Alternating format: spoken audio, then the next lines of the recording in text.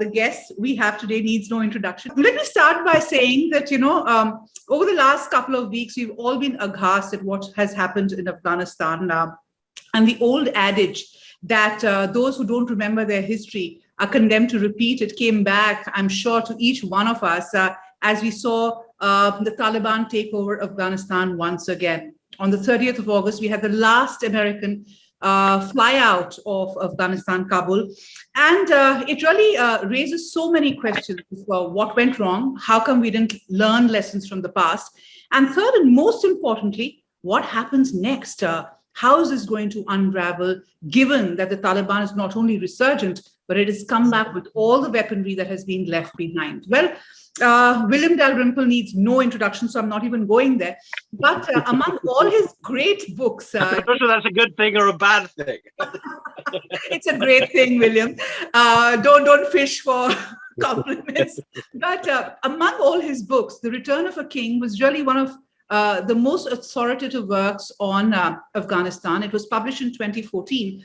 A milestone of sorts, because that was a time when the war in Afghanistan officially is supposed to have ended, though the occupation continued all the way till now. What is interesting in this book is that William went through a lot of primary research sources, traveled extensively in Afghanistan, and really produced this book, which was read, by the way, by Hamid Karzai, by Hillary Clinton, and by a lot of the leaders, but I don't know what they took away from it, William. Obama. Obama. Didn't do him much good. So welcome to Live History India and LHI Circle, and thank you so much for joining us. I can guarantee Trump didn't read it. Yes, I'm sure he did. I must start by talking about Joe Biden's, statement. He has called it a courageous exit. He has said we did extraordinarily well, and of course, all including Trump, everybody has ripped through his speech, saying that this is the worst humiliation. But really, he's being made to be the fall guy, but it was coming, wasn't it, William? It was a disaster right from the time when you started writing the book, Return of a King. Well, yes and no. Yes, I predicted what was very obvious to any historian, that an occupation by foreign troops in Afghanistan is not likely to be a success. That it's there is a long history of foreign forces being kicked out of Afghanistan. I've just, funny enough, this morning in the research for my next book, was reading about the fall of Ai-Khanoum, which was the Bactrian Greek settlement with theatres and all the paraphernalia of a colonial Greek settlement, falling to the Kushans and the Huns in 145 BC. And so from that point onward, many foreign, particularly European invaders who have tried to impose their will in Afghanistan have left after the Greeks. It was all settled. Let's look at modern times. The First Afghan War, which is what I was writing about in The Return of a King, which was the East India Company's attempt to open up Afghanistan to trade and to increase their profitability in Central Asia. And after that, the Raj with the Second Afghan War, a third stalemate in 1919, which the British called the Third Anglo-Afghan War, then the Russians, and now the Americans. But there were ways around it, and Karzai played a very, very clever game, because while he was taking American aid and taking American weaponry, he went out of his way, especially after he read Return of the King, to distance himself from the Americans. He attacked them very publicly. Famously, Joe Biden walked out of a dinner in Kabul that Karzai gave, which was a huge diplomatic tiff at the time, and may lie in the background of this current affair. And Karzai was very good at creating a big tent, which is what you have to do in Afghanistan. You have to bring in all the different tribal groups and the different tribal elders.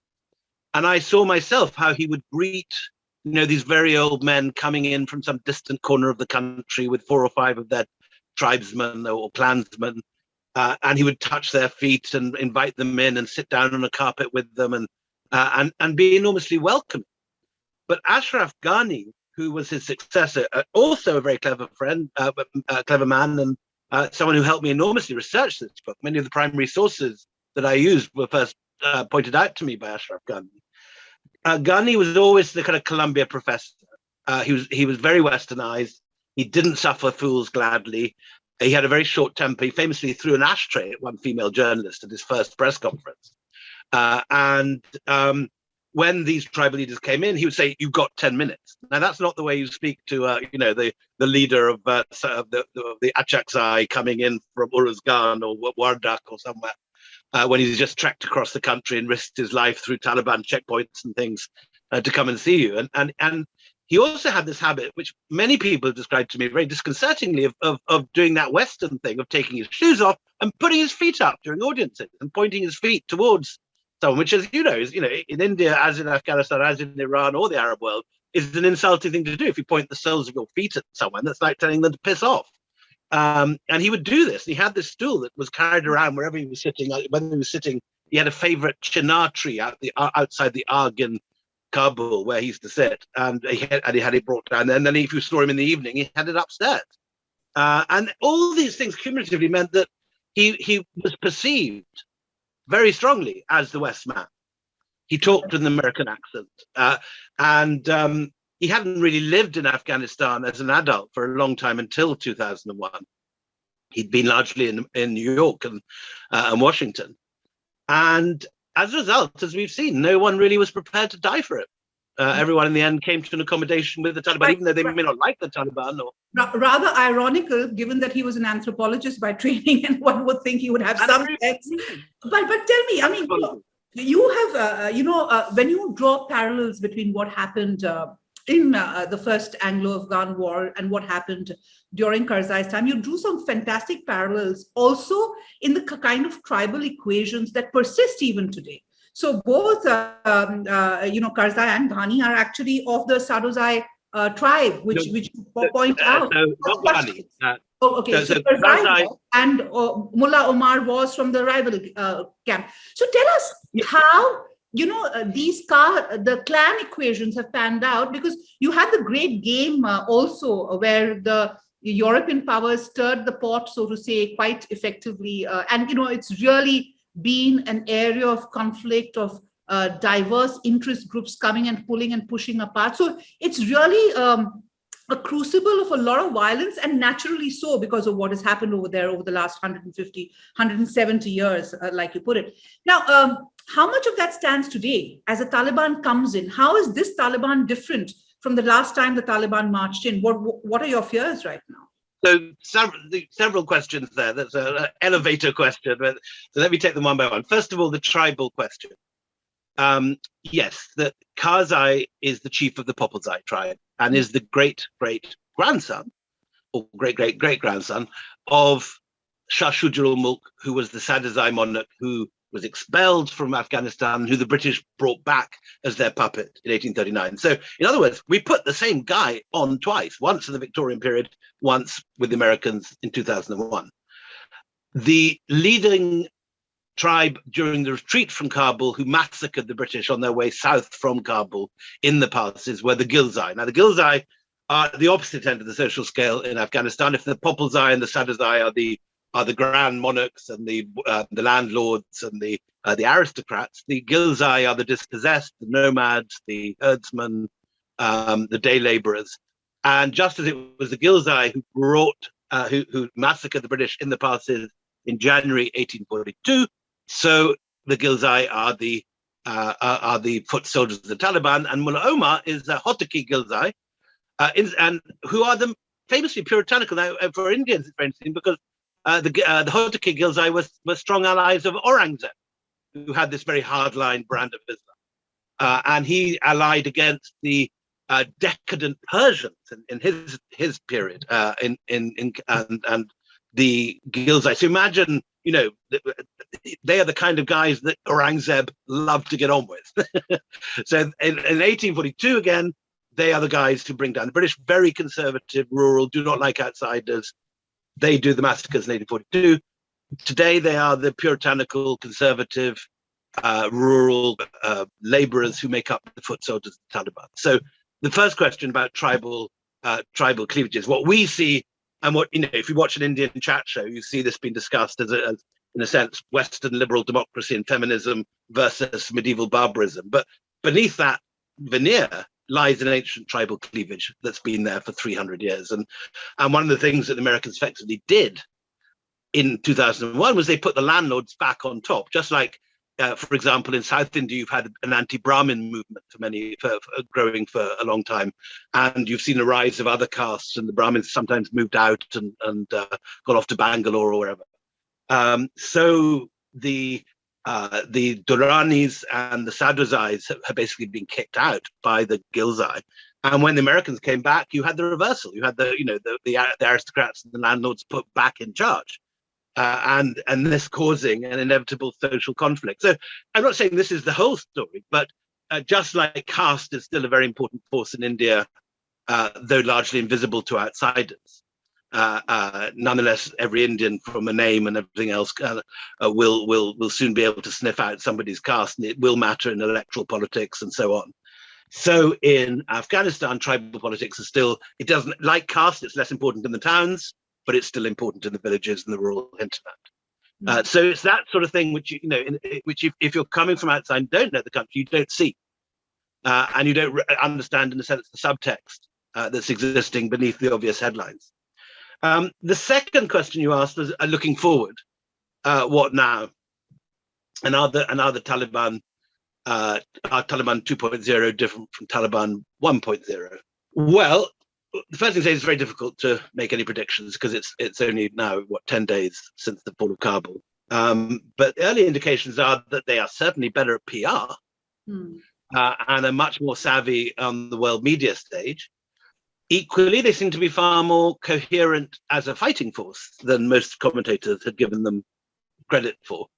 It's very bad news and no one's pleased it happened, but the Taliban encirclement of the cities and then the final push sweeping through Herat, Kandahar, Mazar, and finally Kabul was an impressive strategic putsch, and they pulled it off, with strategic coherence and military efficiency, which involved far more coordination and central planning than anyone really believed they were capable of. I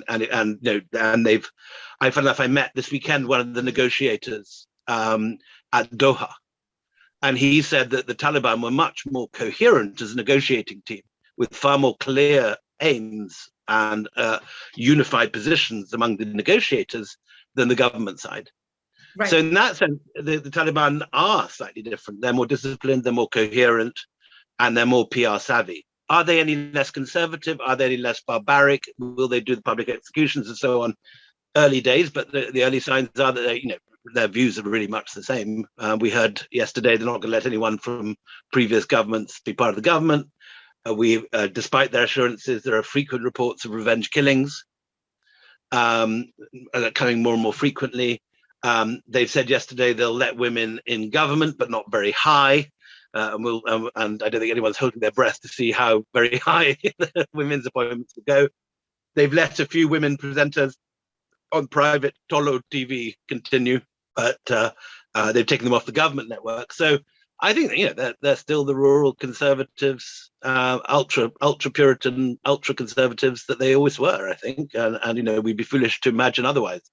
But yes, they may be slightly more media savvy. They may be slightly more coherent, and they may have learned some lessons from their debacle of 2001. Right. They clearly want also, I think another important point that's clearly different is they clearly want good relations with the rest of the world. Right. And they're going to some lengths. This whole PR exercise is something they wouldn't have been bothered with before. I will come back to a set of questions on the road ahead, William, but I am going to ask you now to take a step back. In your book, you've called Afghanistan the in-between land. The fact is that Afghanistan, through its history, and you've pointed it out numerous times, has never been a coherent whole as a country. It was Ahmad Shah Abdali who kind of brought it together, and it's very brief kind of moments when it has been a country on its own because it's so divisive. Now, in this in-between land, any attempt to impose a Western-style democracy, a Western-style, network has failed. So why is that? I mean, and do you think that this is the natural way to be? Because often comparisons are made with clans in Scotland, for instance. Of course, that's a long way off. I mean, there's a huge gap in that. But is it, as a historian, if you were to rewind and tell Bush... As a Scottish historian. As a Scottish historian, would you say lay off, don't go in there, if you were back in 2001?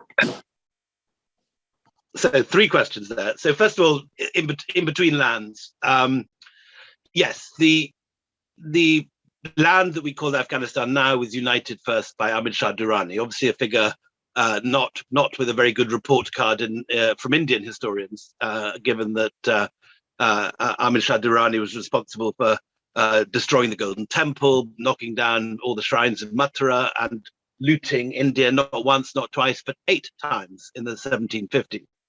But Ahmad Shah Durrani is remembered as the man that basically welded Afghanistan together after the death of his mentor, Nader Shah Afshar, the guy who ran off with the Peacock Throne, the Darien or the Kohinoor, and 8,000 wagons of jewelry and silver and gold from Delhi. And Ahmad Shah Durrani welded his territory together from taking territory in the north of the country from the Uzbeks, taking country on the west of the country from the Persians, taking land from the Chinese to the east and from the Mughals to the south. So he gobbled up chunks of 4 different empires and created the state of Afghanistan. Your next question was one about central authority. And it's not just Western leaders who've had trouble putting Afghanistan into a disciplined, organized, centralized state. It naturally is centrifugal, whether you're Afghan or Western. And only quite extraordinary figures in Afghan history, such as Ahmad Shah Durrani or Abdur Rahman, the Iron Emir, has succeeded in really making their authority, or Dost Muhammad, making their authority felt across the whole country. Why is this? A number of reasons. First of all, geography. It is like trying to rule the Himalayas. The mountains split it up and separate it. On top of which, you've got major religious divisions between Sunni and Shia, as well as, in the old days, large Hindu and Sikh minorities, and a Jewish minority. And also huge ethnic divides, both within clans, as we've talked about the different Pashtun clans, the Ghilzais against the Duranis, the Popazais, and the Sadazais, but also major ethnic conflicts going back generations between the Uzbeks and the Pashtuns, Uzbeks, Tajiks, Hazaras, and Pashtuns rather. And the Uzbeks used to be slavers. They famously used to enslave the people to the south, particularly the poor Hazaras. And they had a particularly cruel method whereby they took a long sewing needle, normally used for carpet manufacture, carpet sewing, and they used to put a horsehair rope under the clavicle of the slave and tie him to a horse, so that if you didn't keep up with the horseman dragging you through Afghanistan, you dislocated your entire front area under your neck. Unbelievable pain and suffering. So again, there are horrible ancestral memories between the Uzbeks and the rest of the country. So yes, only very exceptionally has Afghanistan pulled together, not just under foreign rule, but under native rule. And the Afghans call their kingdom Yagistan, the land of rebellion. Right. So whether the Taliban will fare any better. I mean, there are already signs. I've been talking to a lot of both sort of anthropological and political observers of the Taliban in the last couple of weeks. And there are signs of disagreements developing between the military commanders on the ground, the guys who are actually fighting the wars, particularly between the Eastern and the Western command, and the Haqqanis on the West, on the Pakistan side, obviously. And the commanders working in the East. There've also been clear differences of opinion between the Doha negotiators and the guys on the ground. And finally, of course, the Quetta Shura sitting in Quetta. So all these different groups who've been separated by geography are now finding themselves all together in Kabul. With the military commanders obviously believe that they've done most of the hard work, and it's their guys who've died. And they all have slightly different takes on where this country should go.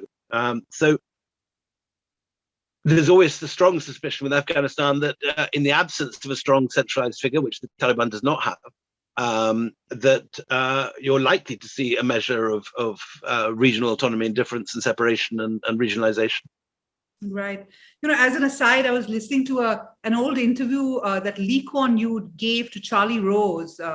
And he said, when he was asked about Afghanistan, he said, trying to create a country out of Afghanistan is a distraction. It's never been a country. And I think that's, one of the things that really stood out. But I'm going to go back to... Again, just to defend that, I mean, if you put that to an Afghan, they would understandably be upset. And there are many, many countries which have had a shorter history of within those boundaries than these 18th century boundaries of Ahmad Shah Durrani. I mean, if I was a patriotic Afghan, I would huff and puff and say, but we are 300 years old, while India is only since 1947, or so.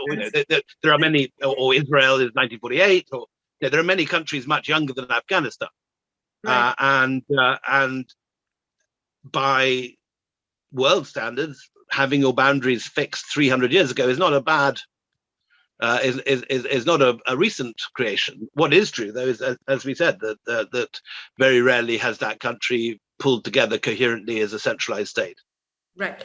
Let's go back to your travels over there, William. When you went there in 2009, 2010, the NATO forces had already been there for about 6, 7, 8 years, I guess, and you actually retraced the journey of the British troops as they were retreating after their disastrous, defeat over there. Tell me what you thought, putting on a researcher and a historian's hat as you traveled through there, because in your records, in your book, what stands out for me is how real the memory of that period is even today as you spoke to people. So they really have learned their history lesson well. So on my very first night in Kabul, I think it was actually 2006 when I first went there, I got set up, 2007, I got set up with a man who had read Last Mughal, my previous book. And that was a guy we've heard a lot about in the news in the last fortnight, who's Amrullah Saleh, now the head of the resistance to the Panjshir Valley and the vice president who didn't flee.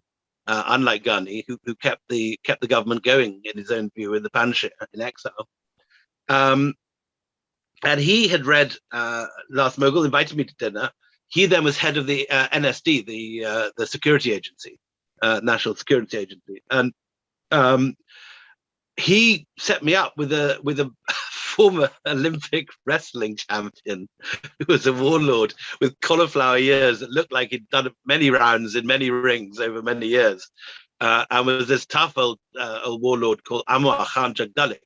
And it was his ancestors who did the final massacre of the British at Gandamak in 1842.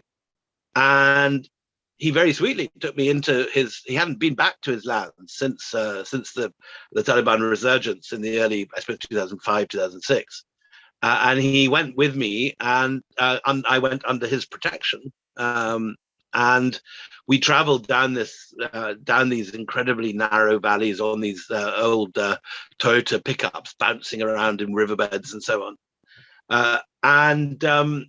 Yes, everyone had a story, and quite a lot of, you never knew how seriously this oral history should be taken or not. And but everyone had a story. Their great grandmother was an English memsahib who'd been captured in 1842, or their great great grandfather personally cut off the head of James Skinner of Skinner's Horse when he got massacred, and so on and so forth. And how much of this was exaggerated in the telling and how much of it was bravado was impossible to tell. But yes, this was because just like India has its great narrative of the freedom struggle, and everyone who was with Gandhi's, has their grandchildren have heard the stories, or everyone whose ancestors were in Jallianwala Bagh or whatever it was. remember these tales, and in my country, in Scotland, anyone that was connected to Bannockburn and Robert the Bruce and William Wallace. This is, and I suppose with the English, the Battle of Britain. This is the great narrative of independence. This is the narrative of how they bravely won their freedom, and of course, everyone wants to be part of that story. Yes, and so everyone had a version of it, possibly invented, possibly hyped up, possibly completely inaccurate, but everyone claimed to know exactly what their ancestor was doing in 1842, and I'm very proud of it. Right. You spent a lot of time with Hamid Karzai, so I do want to ask you about that meeting and what was his takeaway? I mean, because at that time he was seen as a Western kind of inquisition, and as you said, he did try and push them back quite a bit.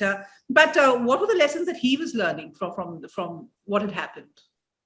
So Karzai, I didn't meet on my first trip. He was president, and obviously you can't just sort of drop in uninvited with such a person. But after my book came out, he read it. And he turned out to be obsessed, of course, with his forebear, Shah Shuja, who ended up being assassinated and is remembered in Afghanistan as the Quisling of the British. So he was he was more than interested. He was obsessed with this history and was determined that history would not repeat itself in this case. And his takeaway from the book was that he needed to put clear blue water between himself and the Americans. And he read the book when he was given it by a guy called Saad Mohseni, who runs Tolo Network, which is like the kind of NDTV of Afghanistan, this liberal, pro-feminist, free broadcasting network. And rather than reading his briefing papers in the plane, he read the book and arrived exhausted in Washington, but determined to not do what the Americans wanted him to do. And the Americans, of course, noticed this change of tone, and he told people about the book. And I didn't realize the importance of it really until it turned up on the front page of the New York Times as one of the WikiLeaks. Thanks to the Russian attack on Hillary Clinton's Gmail account, or whatever she was using, we now know that she wrote these emails saying, how can we stop Karzai reading this bloody book? Because the more he reads of Dalrymple, the more difficult he is to deal with. This is a rare case of someone actually changing their policy in real time, having read a history book. So I was, of course, very pleased by this, but also somewhat surprised. Yeah. And I had 6 sessions with him. The deal was basically that I could interview him for the New York Times. I did a big profile that's online, if you go and Google it, of one of those long 10,000 word New Yorker profiles. Sorry, New York Times, not New Yorker. And in return, he was allowed to ask any questions he wanted about 1839 to 42. And I told him as best I could. I mean, we ended up as great friends. Then he came a couple of years later to the Jaipur Literature Festival. Again, that's online if anyone wants to go and see Karzai. And what I suppose is really useful about seeing Karzai's session at Jaipur is you see what an amazing charmer he is. He arrived at Jaipur, and it was the maximum crowd, not because it was Karzai, but because we'd had a major Bollywood actor. What's the guy called? Nawazuddin Siddiqui. Yeah. No, Nawazuddin Siddiqui. Forgive me, I like you, I'm not a Bollywood aficionado. There was Nawazuddin Siddiqui who was on the front lawn. So we had this maximum capacity crowd who hadn't come to hear Karzai at all. They'd come to see Siddiqui, who was on immediately before us. And they stayed because Karzai went on stage and started singing Hindi film songs and speaking perfect Hindi, which took everybody by surprise, and said how much he loved India. He'd been to college in Simla and loved Simla and loved Himachal and felt at home there. And within 5 minutes, he had this enormous crowd of, 6,000-7,000 people eating out of his hand, laughing at his jokes completely. And he has that effect. And that's, in a sense, how he held it together. And just like he was very good at wooing and seducing the Jaipur audience, so he can do that to tribal gatherings across Afghanistan. And it's a very interesting case. I mean, I've never seen, I'd actually never seen him in action with the crowd. I'd only ever seen him individually in his palace. And to watch him just being this consummate charmer was meant to be a literary festival. It might have been an election rally, the way he was playing the crowd, was an extraordinary sight. And he was very, very good at it. We've got a lot of audience questions coming in, so I'm going to let them all flow in before I get to them. But I'm going to ask you, let's dissect the reasons for the failure of the First Afghan War, William. You've laid out a lot of interesting parallels from there. The one parallel that is also very important to iterate is the cost of the war, right? So the NATO forces and the occupation of the last 2 decades has cost $2.2 trillion, right? And one of the points that you made was the fact that, everybody just went broke in the past, be it the British or the Russians. They just went broke trying to fight that war because it's such a poor country, you couldn't tax them. So please take us through what you think are the primary reasons for the failure, and how do we see echoes of that in this failure? So, well, you put it very well. I mean, the difference between invading and occupying Bengal and invading and occupying the Shamali plain around Kabul is that one is, incredibly lush, full of rich Bengali merchants and prosperous farmers who you could tax. There are there's a lot of money around. There's mineral resources. There's trade you can tax. So there's a million ways that you can pay for the occupation. You can get the people you're occupying to pay for it themselves. But you can never do that in Afghanistan because there's nothing to tax. There's very few rich merchants. There are very few prosperous farmers. There are occasionally in the 19th century camel caravans that you can tax, and that was a major source of revenue for the Afghan state. But so the East India Company went into Afghanistan in 1839 with a harebrained plan that just as they had managed to make a profit in India by controlling the Ganges and by using the Ganges as a way of taking minerals and produce, particularly obviously opium, which they were growing in the Ganges Valley out to Calcutta and the sea, using the river. They thought they could do the same with the Indus. And the whole point of the First Afghan War was basically to use the Indus as a trade highway into Central Asia and bringing in Western exports and bringing out carpets and all the other things from Central Asia. And none of it worked. The scenes we're seeing at the moment is the army of the Indus, which was the army which invaded Afghanistan in 1839, which went in. Absurd sort of stories of British officers with 30 camels to carry each one with 30 camels each to carry their uniforms, one bringing a bath, another, there were 30 camels carrying cheroots or cigars, one camel carrying only eau de cologne. The only thing they didn't have was a map, because there wasn't one. So they were constantly saying, which way is Afghanistan? And some tribesmen would say, Sida Jaya, go straight. No problem. And of course, they're all getting completely lost. You can see these guys snaking in, going off in all sorts of directions through the Bolan Pass here. So there was a prime economic impossibility of ever getting Afghanistan to pay for its own occupation. That saw off the East India Company. That saw off the Russians, and it famously brought down the Russian economy, the invasion of Afghanistan, and the precarious Soviet economy, which anyway always led to lots of queues outside bread shops and so on. When there's images of the Soviet command economy, which never really functioned very well because it didn't work on market principles, being brought to its knees by the cost of invading and occupying Afghanistan. Ditto what happened with America. It wasn't like America was actually militarily defeated. America could have put in, thousands of regiments and flown them in, and had it had unlimited resources, and had it had unlimited number of capacity to take unlimited number of body bags, the Americans would be there still. But in all cases, the cost of it outweighed the benefits. The East India Company, which was in the black when it went into Afghanistan because of the opium trade, soon found itself in the red. Mm. The Russians, the whole economy went bankrupt, and with Biden, as we know, he just thought that electorally it wasn't going to work, that the American people no longer had the stomach to stay there. So it wasn't like the Americans, were massacred to the last man and fought to the last foxhole. They didn't.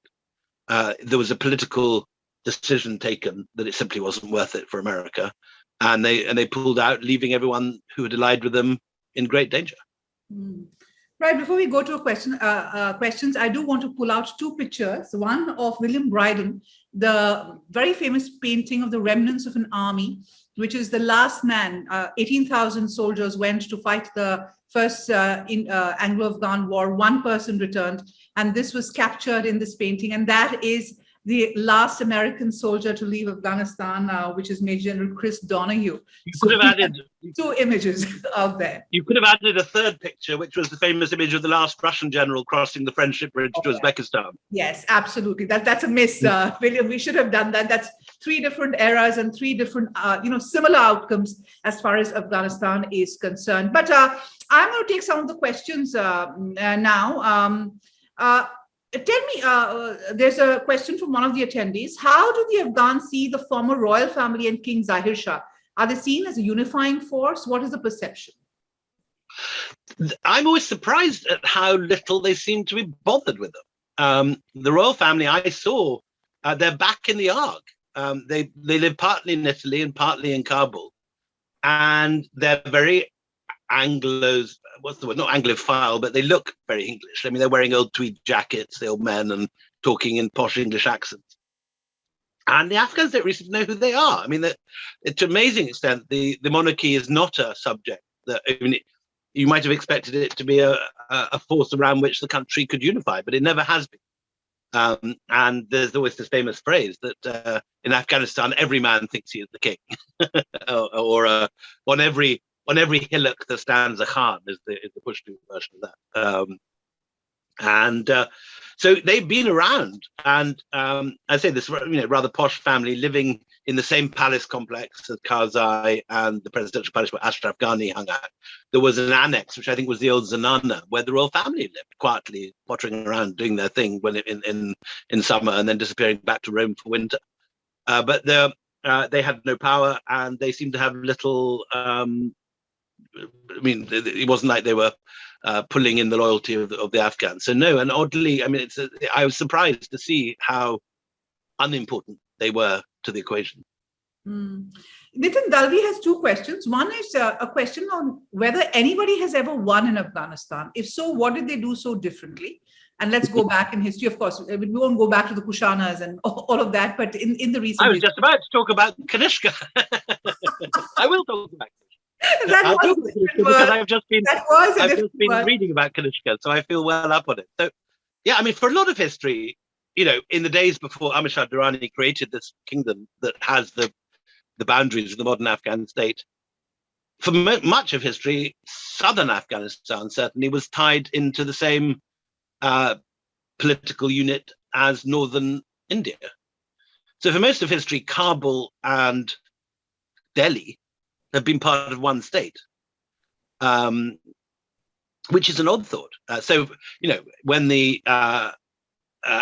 at the time of the Mauryans, for example, the Mauryans are obviously based in Patna and Paliputra, but there are Mauryan Ashoka's edicts reach as far as Kandahar, and they're part of one state. Then after the Mauryans, the Menander, the Bactrian Greek king, mints his coins from Bagram, from Mathura, and some even as far as bits of UP. So again, this whole area, the Kushans rule from Mazar as far as Patna.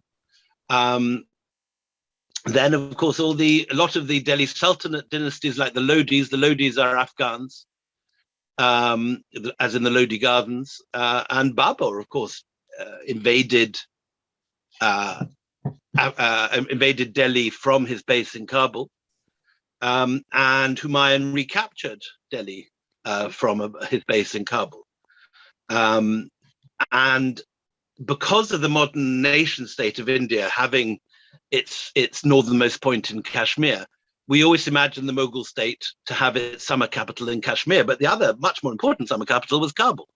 right. which we often forget about because it's not any longer in India, and we sort of dismiss it from our minds. So far more than Kashmir, Kabul was the summer capital, or certainly the political summer capital. Right. While Kashmir was really a playground.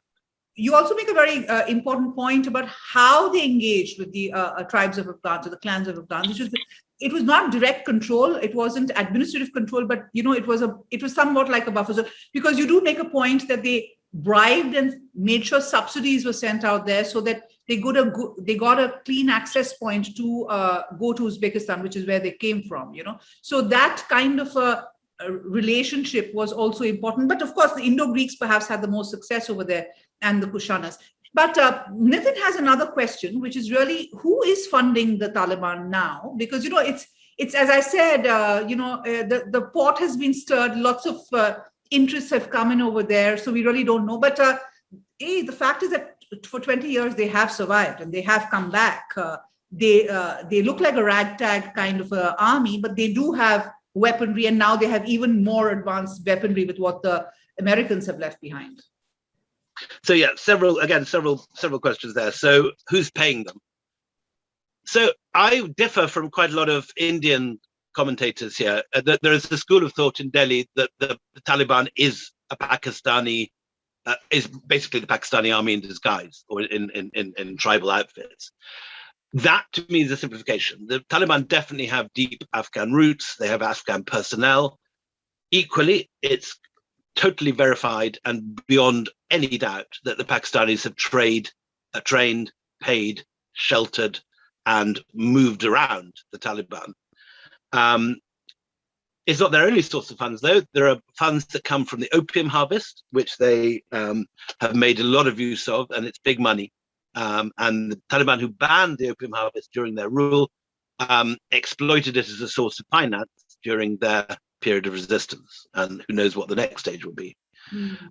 They also have a lot of funds coming in apparently from the Gulf and Saudi, from private donors and extremists in those areas who've given money. As I say, many Indian commentators make it out as if the Taliban are basically an arm of the Pakistani state. It's certainly true that Pakistan has armed, sheltered, and then paid them. I do not think, though, that it's true that they are basically Pakistani. They may now be able to assert their autonomy. But a lot of the money and a lot of the training, a lot of the weapons comes from Pakistan. The point you made before, yes, the weaponry definitely, I think, comes via Pakistan, and the Quetta Shura has obviously been based in Quetta all this time, unequivocally, and the ISI is very nervous whenever any Western journalist goes to Quetta and tries to find them. And there was a famous incident about 10 years ago when Carlotta Gall, then the New York Times correspondent in Islamabad, went down to Quetta, started making inquiries and trying to meet the Quetta Shura, and the ISI turned up at her hotel and bundled away and beat her up. So I don't think there's any doubt about Pakistan's role. The question is, are the Taliban autonomous? I think they are. Now that they're out of the safekeeping of the ISI, I think they may well, where their differences, where their interests diverge, you may see the Taliban taking a strong autonomous line. Where their interests converge, of course, they'll carry on pulling the Pakistani line. And Pakistan certainly sees this, as we saw with Imran Khan's comment about breaking the shackles of slavery. Pakistan clearly sees this as one in the eye for India and a victory for its intelligence service. Right. Let me take a question that falls back to your book. Can you speak a bit about Mohanlal Kashmiri and the role he played in the region? Taradhar asked this question. I think he's an important figure. He's a very important figure and a very attractive figure. And if only the British had listened to Mohanlal Kashmiri a bit more, they might have done a bit better. So Mohanlal Kashmiri was a product of Delhi College. And now the Anglo-Arabic school outside Turkman Gate in the old city. And he was outcast by his community for attending the school and then going on to work for the British. He doesn't seem to mind, he carried on. And he became initially the intelligencer, as they were then called, for a man called Sir Claude Wade, who was basically the British spy chief in Ludhiana, which was then the forward listening post. At a time when the Sikh Empire began at the Sutlej and Ranjit Singh was still alive. He later goes into Afghanistan and is very much the interpreter and assistant is too mild a word, in the sense that he was the Jeeves to Alexander Burns's Worcester, if you like. He was the very bright informant who was much smarter than Burns, and if Burns had only listened to him, he might not have got killed. And he has a very tragic end story. He lends money. I think he actually frees a lot of the British hostages by spending his own money or taking out loans on his own account. And the British never repay this. He's never rewarded for his work. He's associated with the failure of the project of Afghanistan rather than rewarded for its success. He dies, I think, in debt and alone, and is buried in the old city of Delhi. Right.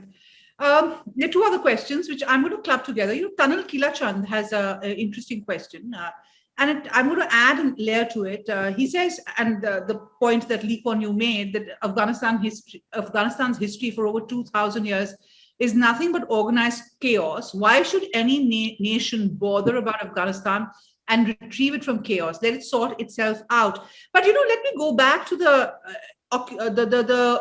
post 9/11. Military activity in Afghanistan. It was with the purpose of going and cutting the cord of terrorism. The Al-Qaeda and the Taliban was supporting the Al-Qaeda. Now, looking back, was there an option at that point? Because I don't know whether it was to impose a new government. At that point, it was really about just going and reacting to what has been a horrendous terror attack. Where did it become about trying to impose a government, to try and get democracy in, and is it worth going down that path?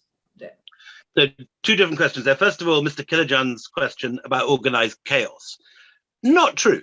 There's certainly a lot of Afghan history which is chaotic. It's true, but then quite a lot of Indian history is quite chaotic. I mean, take any one region of India, and you'll find invaders trundling backwards and forwards, and looting bands coming and going. History is full of violence anywhere in the world, and there are moments when Afghanistan is the major center of civilization. Our friends the Kushans, again, under Kanishka. The Shamali plain was clearly, judging by the Bagram ivories and the treasures produced from the storehouses of the palace in Bagram, was obviously a place of great luxury and high civilization. In a different period of history, a period of history I love, in the late Timurid period, Herat was one of the great university cities of the world, and at the same time as the Medici were commissioning Leonardo and Michelangelo and Donatello in Florence. The Shah Rukh, after whom presumably Shah Rukh Khan is named, Shah Rukh, the late Timurid ruler of Herat, was the patron who sponsored Bizard, who's generally regarded as the greatest of all Islamic painters, the Michelangelo of Islamic art. And Bizard worked in Herat, which was a university city, and like Nalanda or Al-Azhar in Cairo, was one of the great universities of the pre-modern age.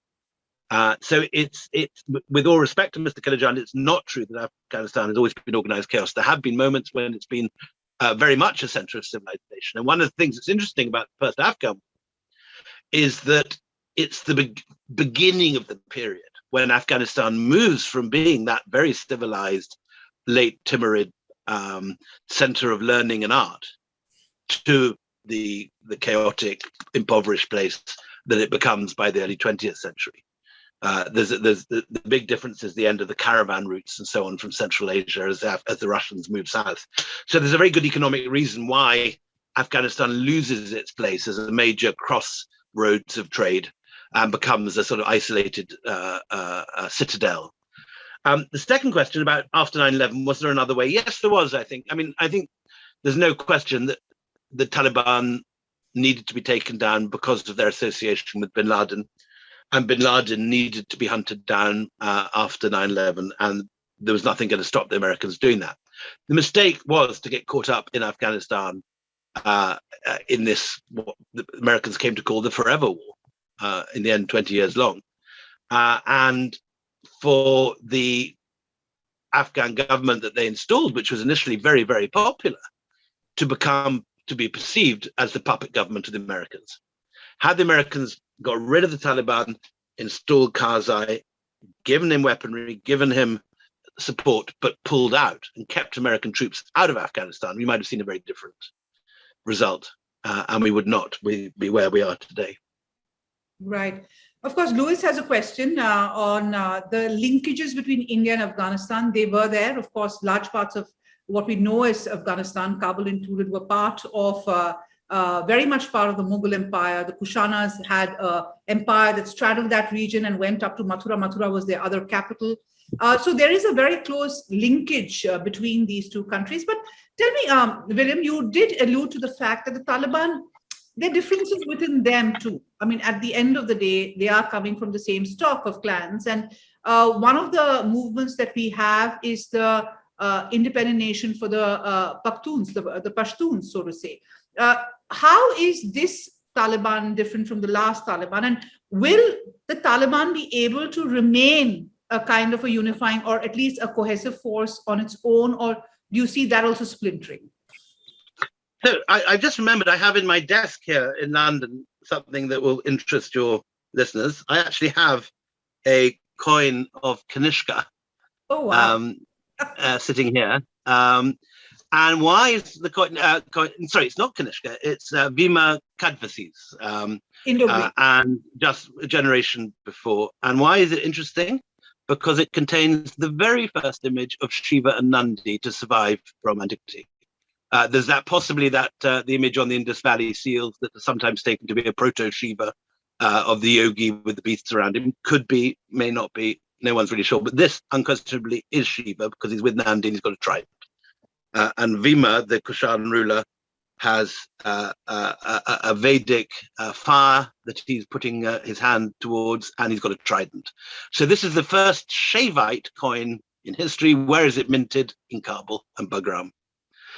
So it's not just that I didn't plan this. This happened to be in my drawer.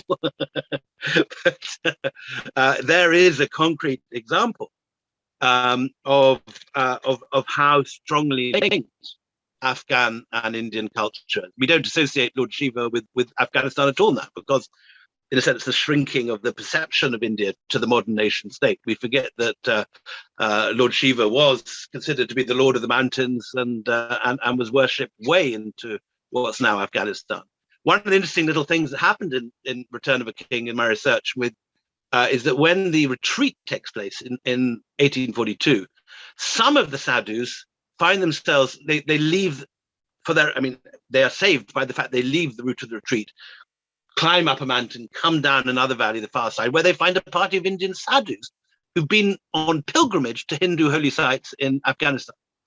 Now, today, no one regards, we forget that Afghanistan has these major Hindu shrines, and that Lord Shiva was associated with Kabul, and that I think I'm right in saying that Ghazni was associated with Durga, with a huge Durga in the Kabul Museum. Whether it'll be there much longer may not be the case, but it's there for the time being. So there is. It isn't just that Afghanistan and India have been linked; they've been the same country and part of the same culture for millennia. Literally, there is no other earlier representation of Lord Shiva and Nandi than the one on the coins minted by Vima Kadvasis in Kabul and Bagram. Right. The other question was on the Taliban, William, whether they will hold it together, whether Pashto nationalism and the push for Pakhtunistan will break it apart. Vijay Balakrishnan asked this question. A very interesting question, the whole of Pakhtunization. So we dealt with this a little bit. There are tensions apparent between the Taliban field commanders, the guys coming in from Doha and the guys coming in from Quetta.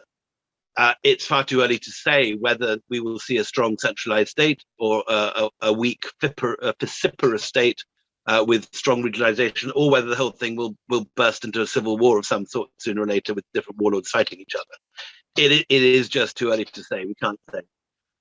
I don't get the impression that the whole Pakhtunistan thing is as strong as it once was. I might be wrong with that, and It's an interesting question, but my impression is that ever since Afghans found themselves as refugees in Pakistan, there is deep animosity among many Afghans towards Pakistanis, and it's just being at the bottom of the heap. I remember many stories from Peshawar of Pakistani policemen just taking advantage of Afghan refugees. They'd plant a little hashish on them and then fine them or get them in trouble, get some money out of them from bribes. They were the bottom of the heap in Pakistan, and many people who arrived as refugees in Peshawar or elsewhere have very bitter memories of Pakistan. That may be a surprise to Indians who think very much of the Taliban and so on as being Pakistan's creation.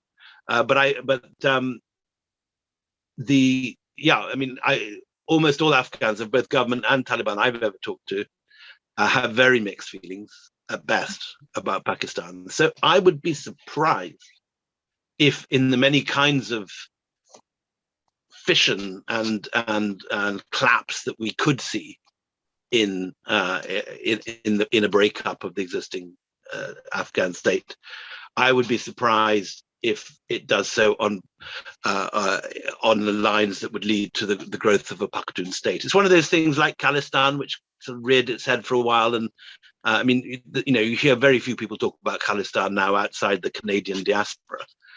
It was a big thing 20 years ago. It just isn't now.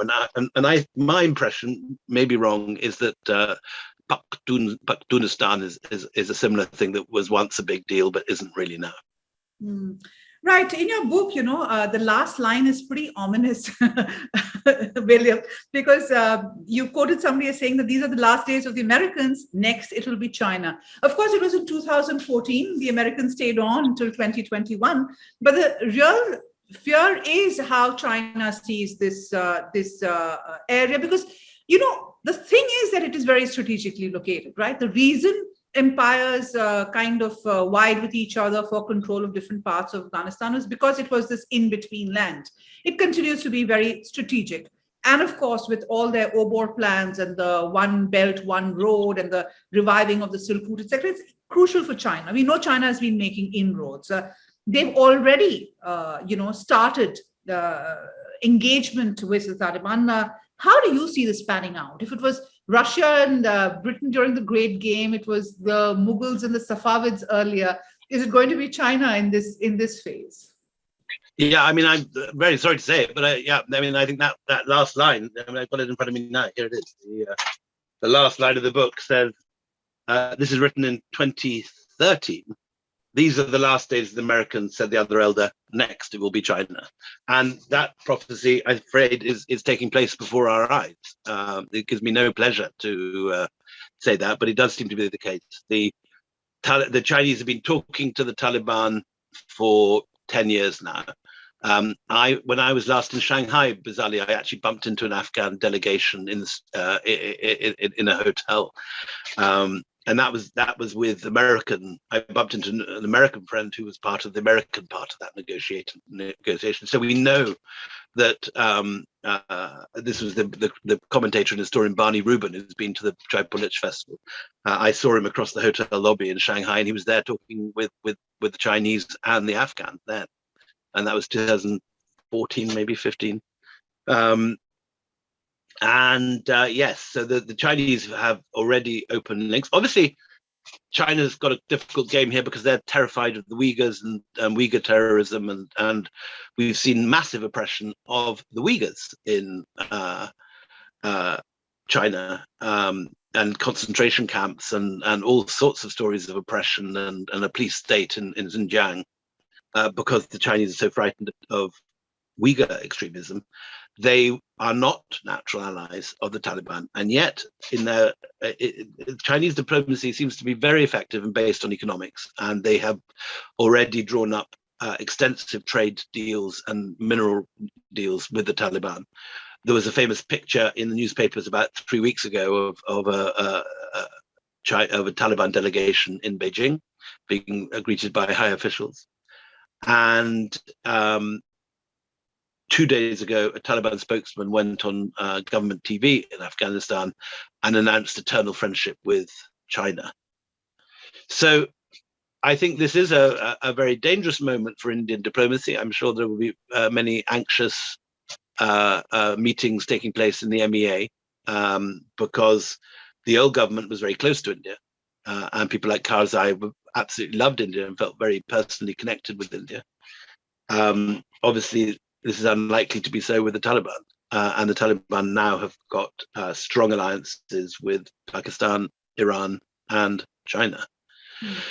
So when you see a lot of posturing in the West and people saying, what does the West do? Should the West do sanctions? Should the West recognize the regime?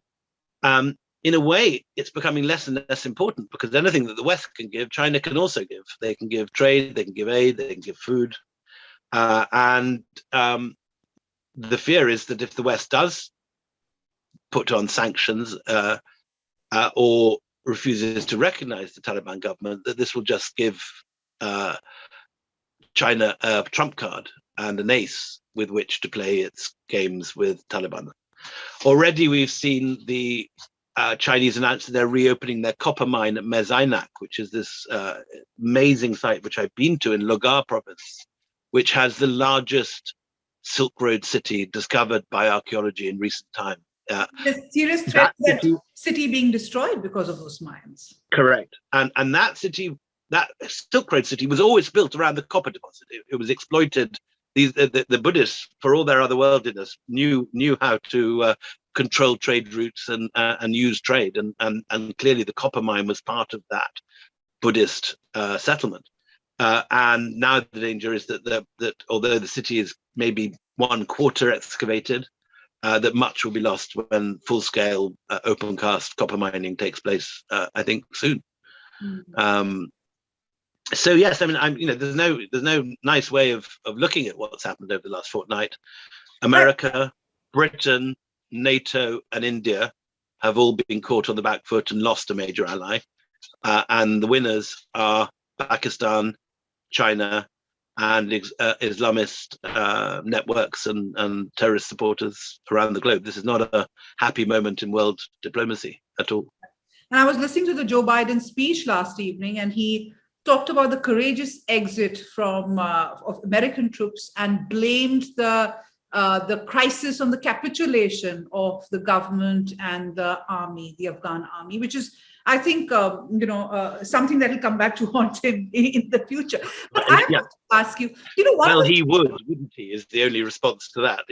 He's just his judgment has been shown to be massively wanting. He's completely miscalled this. He said, "We will not see the Saigon moment. Of course, Kabul will not fall," and then a month later it did. And there's strong evidence that the Americans helped Ghani rig his last election, and it was not a secret in Afghanistan that this had taken place. And it is a case, I think, that another American puppet in this a corrupt regime has fallen in the way that the South Vietnamese regime fell through corruption and unpopularity. It's a major setback in not just American but NATO and for liberal democracy around the world. Right. A lot of my former colleagues and friends who have reported from Afghanistan through the last 2 decades, in and on, have commented on the fact that nothing seems to have changed on the ground. It was an occupying force.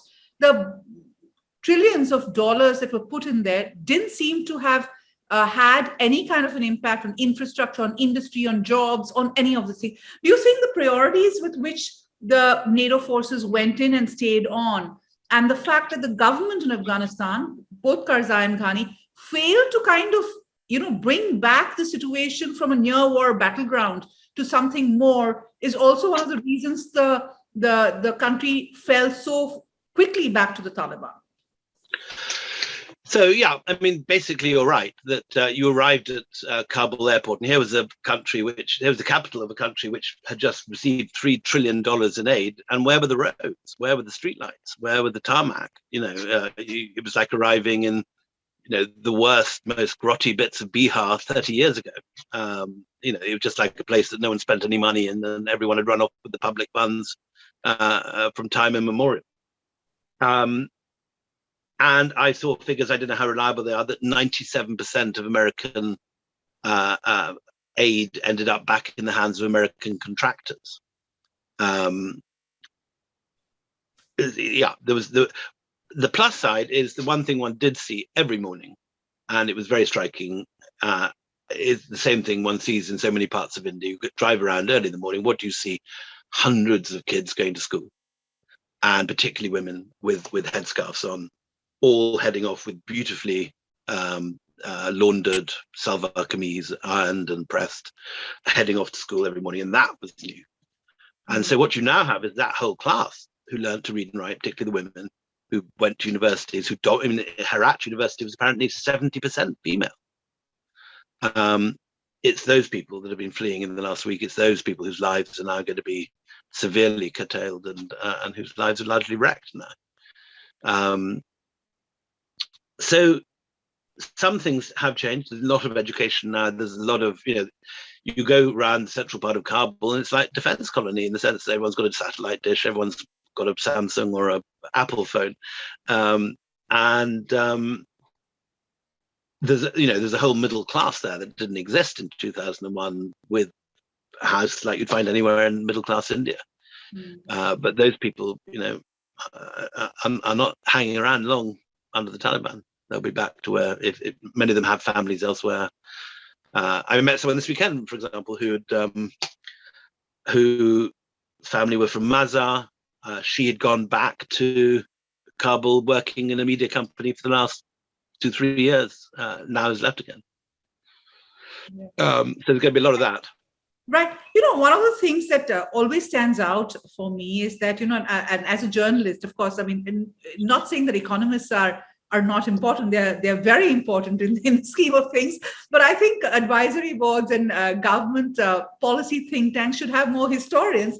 And, when you look at what happened in Afghanistan, you can't but think of, oh, gosh, did they not read Afghan history and, your book, for instance? But do you think this is also a crying foul? Because I think, the blunders that the West have done in Afghanistan, Russia, Britain, America, it's really a wake-up call, because it's also a failure of a way of thinking. You've pushed them back into a black hole, so to say. I mean, I think any attempt has actually backfired very badly, and there are serious concerns about where this can go.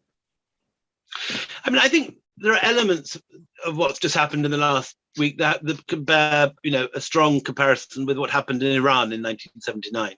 Yeah. In Iran in 1979, it was not that there was a massive wave of religiosity and everyone suddenly felt very pious and wanted an Islamic regime and everyone wanted to put on a headscarf. What happened was you had a very corrupt regime that had been very oppressive, that had acted very roughly with its enemies. And you had an elite who were perceived as having looted the country. I mean, there's obviously parallels here with some perceptions of the Nehruvian elite in India in recent years. But certainly you had a widespread impression that there was a small group living in the cities, creaming off the benefits of foreign aid and corruptly making fortunes for themselves, while the rest of the country sunk in poverty and illiteracy, and the Islamic forces were seen as forces of justice, leveling things out, and that the corrupt people who had their hands in the pot were going to get kicked out or killed. And there is an element of that. I think people were aware that these vast sums, these $3 trillion or whatever it was that poured in, were not reaching the boonies, were not reaching the villages. They were, occasionally there'd be an irrigation scheme, or there might be some NGO building a school somewhere. But by and large, the roads remained rutted. There was no electricity. Remote places remained as remote as they'd ever been. And meanwhile, the elite in Kabul were living in what we used to call narco palaces, these sort of, very kitsch, sort of Baroque houses with gold taps and chandeliers. And there was a lot of anger about that. I mean, we've seen a measure of that, as I say, in India, with a lot of people in the last few years have been talking about the Nehruvian car market gang and with the same sort of language. But in Iran, it led to a revolution, and there's a lot of that behind. I think the return of the Taliban. There's a lot of people who haven't had that. And we also saw footage of the presidential palace full of gilt, and a very, very opulent palace where the Taliban. The place, I think, I've been in the Arg, and it's actually not very gilt. Where those pictures were beamed out from was Dostum's palace in the north of the country, and this revolting bad taste of everything, looking like sort of Cleopatra's boudoir in a Hollywood movie or something. Yeah, right. The Arg, actually, fun enough, is actually rather tastefully done with and I know this has been recently refurbished by Turquoise Mountain, Rory Stewart's charity, which uses traditional Afghan craftsmen. Right, by the way. They do some very good work. But tell me something, it's very hard to predict. And as a historian, I'm sure you are asked this question, looking back and you look forward. So I'm going to ask you, I mean, how do you see things panning out? It's so impossible to answer that question, but given the repeated way in which history repeats itself in Afghanistan, what's your bet on? So in one of the odd results of the First Anglo-Afghan War and the retreat from Kabul and that whole debacle was the creation of a sense of Afghan identity. Afghanistan existed since the time of Ahmad Shah Durrani, but its borders had been fairly porous. For example, Kashmir was part of Ahmad Shah Durrani's empire, and that was only lost in the early 19th century. But Afghanistan as a unit became very clearly defined in the years after 1842. And suddenly what had been known as the Kingdom of Khorasan, and Khorasan obviously had slightly different geographical boundaries to the Afghan state, got replaced with this phrase, Afghanistan and the land of the Afghans, and the people within began to describe themselves, whether Pashtun or Tajik or Uzbek, as Afghans in the years after 1842. The question now is whether the Taliban will be able to hold this together as a centralized unit, or whether we'll see a breakup of Afghanistan into other tribal and ethnic units. Too early to say whether it could go either way. Certainly, we see a resistance growing in the Panjshir Valley with my friend Amrul Saleh and Masood's son at the helm. Whether that will continue, whether they will have the ability to take on the mass might of the Taliban. You mentioned earlier the captured weaponry. In an odd way, I'm not that worried about that, because one of the reasons the Afghan army collapsed was that the Afghan army couldn't use the equipment that they'd been left when the contractors left. The modern American, what sometimes called the military-industrial complex, the way that it's worked, is that a lot of it is privatized out to contractors. And so the weapon systems are not actually maintained and operated by the army. They're maintained, at least, and supplied by private contractors who work for commercial companies. And when Biden pulled out, he pulled out the contractors. And obviously people could still use their rifles and so on, but the more sophisticated weapon systems were all in the hands of contractors, and by all accounts, the Afghan army were unable to use them or maintain them or mend them if they broke. And it's slightly like, it seemed to me rather like, if you left, you've got a really expensive telly in the house with all the channels and Netflix and everything, and then you left it to your grandparents to operate. And of course, they need the grandchildren there to get Netflix on or to turn the telly on at all. Right. It isn't an easy thing to operate for an old person or someone that isn't well educated. But in this case, with some friendly help from China, well, it could well be possible, right? I mean, and that's really the X factor in all of this. I saw an article in the Guardian today that the Taliban have been displaying their American weaponry in Kandahar this morning. We'll see how that goes. It is terribly sad, and one of the big worries is, of course, what happens to the great work that was being done by the Gandhara Heritage Foundation, by a lot of institutions over there, the museums that were set up, and all of that. What is going to happen to the historical legacy of that area, which is so steeped in history. Two things about the National Museum. Obviously, as we all know, the National Museum was badly looted and destroyed by Taliban last. It was looted, first of all, during the civil war when the Mujahideen groups were fighting each other. And then the Talibs came and broke up what was immovable and left behind, like, for example, the famous image of Kanishka. However, as we now know, the National Museum staff hid a lot of the treasure and put it into hiding, and were able to remove it from the hiding when the army returned in 2001. Now, I've been working on this, and I know that the Guillemets in Paris, who had bought on the black market the Bagram ivories when they appeared and kept them and then gave them back to the museum in 2001, the Guillemets were in negotiation via the French embassy to take safeguarding of a lot of the treasures of the National Museum, but due to the speed of the fall, it never happened. So there was this plan to get them out to Paris, and it didn't happen.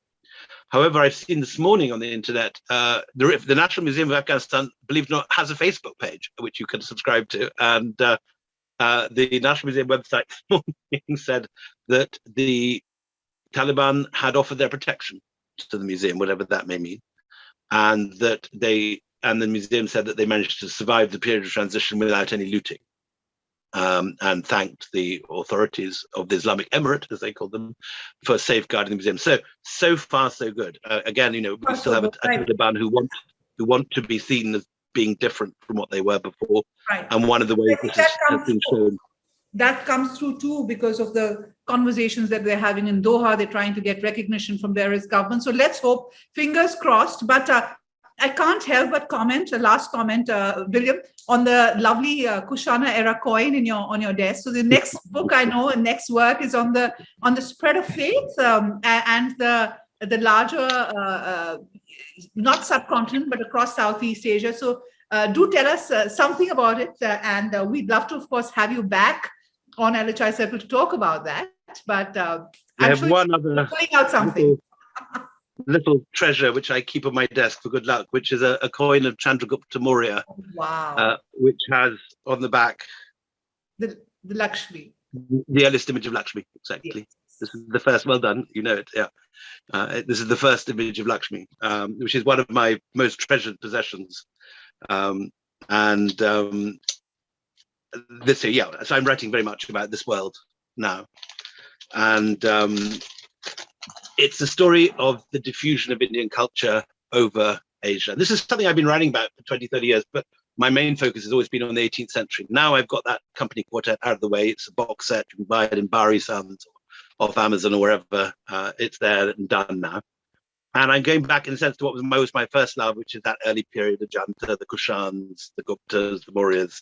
Fascinating. And what I'm telling is it's a story in three parts. It's the story, first of all, of how Buddhism, which starts obviously at Lumbini and in Bihar, spreads out northwards to China, bringing with it a great wave of Indian ideas and mathematics and astronomy and ideas of geography and so on. So the only period in history when India has massively Indianized China through its soft power.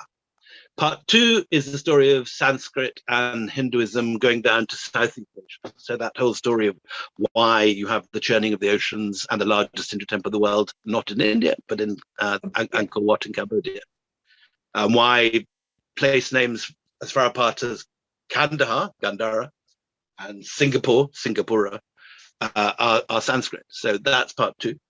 And part three is a story which every Indian knows, but which no Westerner knows, oddly, of how Indian numbers, originally formulated by Ashoka and by later Brahmagupta and all the other great Aryabhatta and all the Indian astronomers, how that extraordinary story of how Indian numbers, mathematics, the decimal place system, and so on, travels first to Arab Baghdad and then on.